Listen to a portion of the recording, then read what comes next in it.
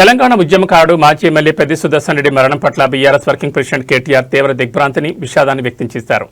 ఆసుపత్రిలో చికిత్స పొందుతున్న పెద్ది సుదర్శన్ రెడ్డి పూర్తి ఆరోగ్యంతో కోలుకుని తిరిగి ప్రజల మధ్యకు వస్తారని ఆశించామని, కానీ ఆయనకు లేరన్న వార్త తీవ్రంగా కలిచివేసిందని కేటీఆర్ తీవ్ర భావోద్వేగానికి గురయ్యారు. తెలంగాణ రాష్ట్ర సాధన ఉద్యమంలో పెద్ది సుదర్శన్ రెడ్డి పోషించిన పాత్ర చిరస్మరణీయమని కేటీఆర్ కొనియాడారు.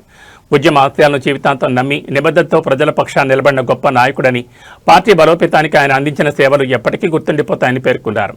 సుదర్శన్ రెడ్డి మరణం బీఆర్ఎస్ పార్టీకి కాకుండా మొత్తం తెలంగాణ సమాజానికి తీరని లోటని ఆవేదన వ్యక్తం చేశారు.